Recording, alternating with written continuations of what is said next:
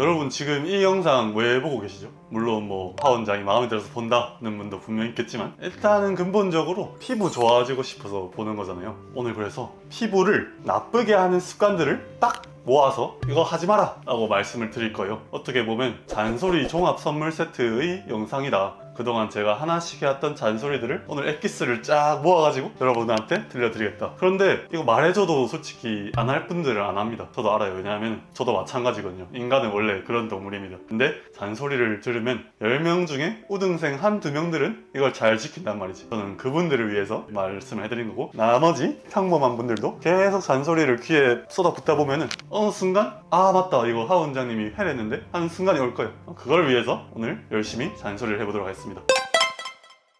첫 번째는 피부 마찰을 많이 주는 행위입니다. 세안하시거나 화장 지울 때 굉장히 많이 발생하는 행위고, 세안 영상에도 제가 설명드렸죠. 화장솜으로 빡빡 닦거나 닦는 토너 쓰시거나 클렌징 티슈로 빡빡 닦거나 세안할 때 얼굴을 너무 빡빡빡 미는 행위는 절대 하지 마라 라고 말씀드릴 수가 있겠습니다. 저희 병원 오시는 레이저 손님 중에 한 분이 늘 얼굴이 붉고 뭔가 자극되는 느낌이 있어서 원장님 레이저 받아도 왜 이렇게 안 좋아지죠 해서 그럴 때마다 생활 습관을 다시 점검해 보거든요. 그분은 화장할 때 티슈도 많이 몇 년 동안 써오셨고 세안할 때도 빡빡빡 닦는다는 걸 알게 되었어요. 그 점을 교정하자 한 2주 정도 지나서 다시 오셨을 때 얼굴이 많이 깨끗해져서 오신 걸 볼 수 있었습니다. 그만큼 여러분이 잘못된 습관 하나 고치면 드라마틱한 변화가 생길 수도 있다는 점이고, 그 중에서 하나가 마찰이다. 여러분이 한번 점검해 보시고 그런 게 있다면 스탑을 해야 된다 하는 점을 말씀드리겠습니다.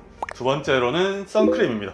늘 많이 말씀드리죠. 그럼에도 계속 말씀드리는 이유는 안 바르는 분은 지금도 안 바르고 있기 때문에 레이저 하시는 분들한테 선크림 잘 바르냐라고 여쭤보면은 열에 두셋은 그래도 안 바른다라고 말씀드리거든요. 여러분이 레이저를 받건 안 받건 직사광선에는 늘 노출되고 있고 계속 여러분의 피부 노화를 앞당기고 있기 때문에 여러분의 피부를 지켜주시려면 선크림만 한 게 없다고 저는 생각합니다. 뭐 모르겠다 그냥 하나만 하고 싶다 하면은 선크림만은 제발 꼭 잘 발라주십시오. 안 그래도 지금 직사광선이 심해지는 시기잖아요. 선크림 잘 발라주시고요.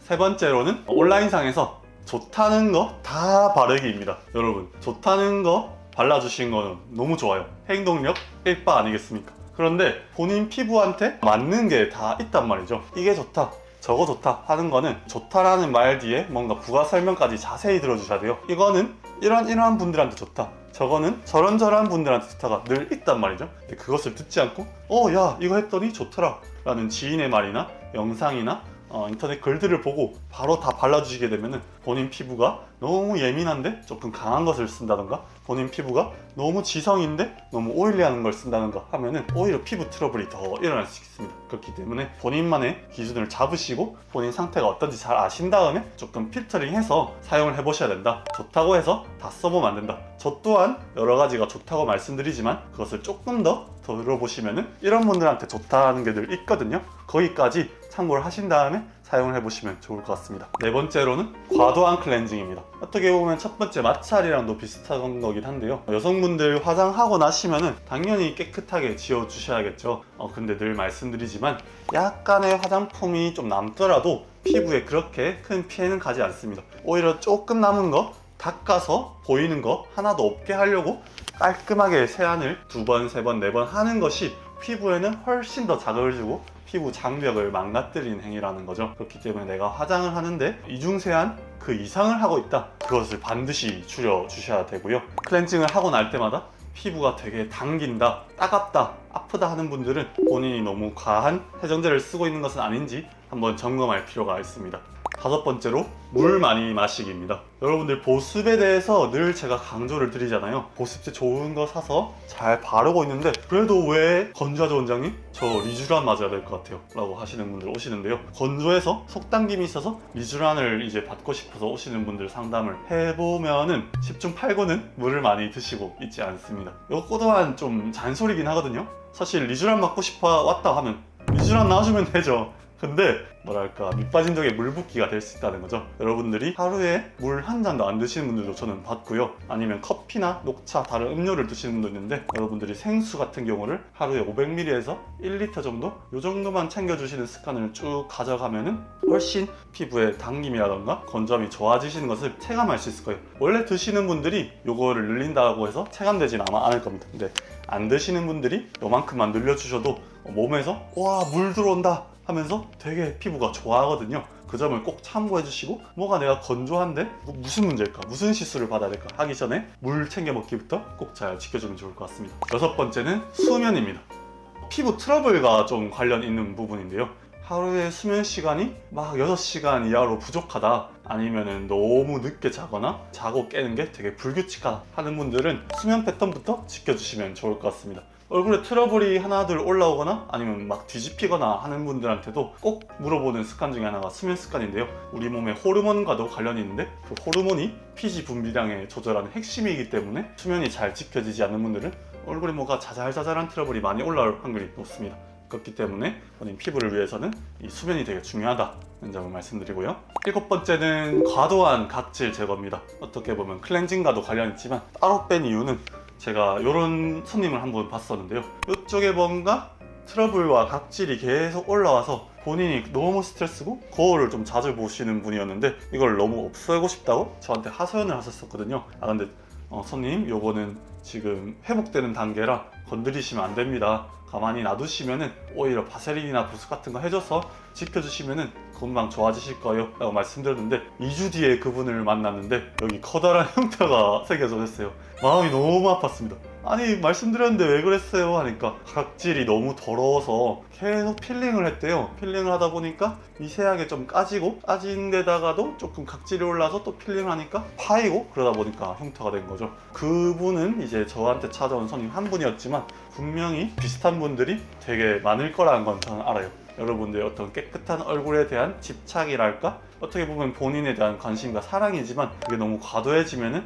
피부를 해칠 수 있다. 각질 같은 경우는 더러운 것이 아니라 여러분들 피부를 지켜주는 장벽이기 때문에 저번에 말씀드렸던 것처럼 각질을 붙여주는 풀, 바세린 같은 경우로 각질이 올라온 경우에 조금씩 발라주시면 당장 깨끗해 보이기도 하고 지켜주는 방법이 된다. 과도한 필링은 지양하자 라고 말씀드릴 수 있을 것 같습니다. 여덟 번째는 휴대폰입니다. 이거는 사실 뭐 저도 좀 못 지키는 거긴 한데요. 휴대폰 사실 누구나 다 쓰는 것이고 통화할 때 이렇게 다 붙여서 하잖아요. 그렇지만 여러분도 그냥 생각해 보십시오. 우리가 이거를 얼마나 많이 만집니까?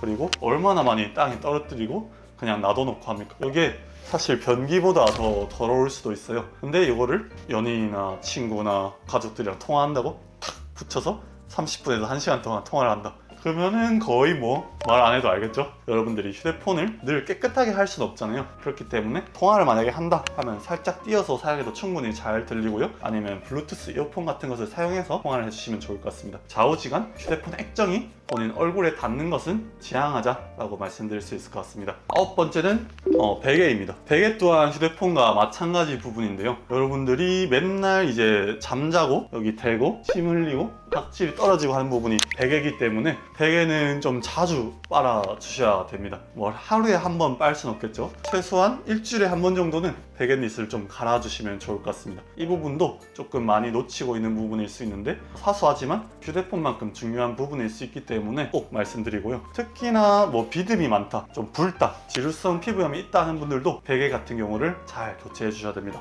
자, 마지막으로 10번째, 거울 너무 자주 보기입니다.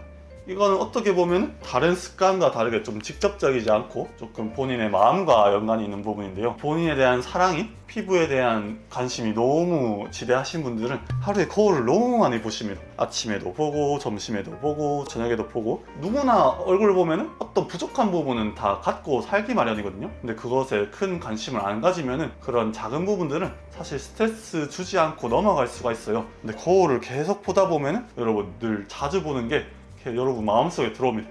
예를 들어서 코 모공 작은 거 하나 계속 보다 보면은 이게 내 마음을 다 지배해버려요. 아니면 여기 트러블 하나 작게 난 거 계속 보다 보면 이게 여러분 마음을 다 지배해버립니다. 사실 그렇게 중요한 거 아니거든요. 그런데 거울을 계속 보다 보면은 이 조그만 스트레스가 너무 커져버리고 여러분의 하루를 망가뜨리고 별거 아닌 걸로 피부과를 오게 하는 경우도 있습니다. 그렇기 때문에 어떤 객관적인 문제보다 여러분의 스트레스 지수가 너무 높아질 수 있다는 거죠. 거울을 너무 자주 보시는 분들은 그 문제를 너무 과도하게 인식할 수 있고 그에 따라 삶의 질이 많이 떨어질 수 있기 때문에 거울을 너무 자주 보지 말자, 그냥 아침 저녁에만 봐도 충분하다 라고 말씀드릴 수 있을 것 같습니다. 자, 그래서 오늘은 잔소리 종합 선물 세트를 10가지를 제가 쏟아내 드렸습니다. 여러분들이 하나하나 들으면서 분명히 공감되고 이 내 얘기인데 나도 못 지키고 있는데 하는 거 있을 거예요. 근데 다음 영상 유튜브로 넘어가는 순간 바로 이거 까먹을 겁니다. 이걸 진짜 지키고 싶은 우등생분들은 어디다 메모라도 해서 세안대라던가 이런 데 좀 붙여놓고 한번 보시면 좋을 것 같아요. 요거 중에 한두 가지라도 부족한 부분 꼭 지켜주신다 하면 아까 제가 들었던 예시처럼 드라마틱한 효과를 볼 수 있는 분들도 분명히 있을 겁니다. 꼭 잘 지켜주면 좋을 것 같습니다. 이상 하원장이었습니다. 감사합니다.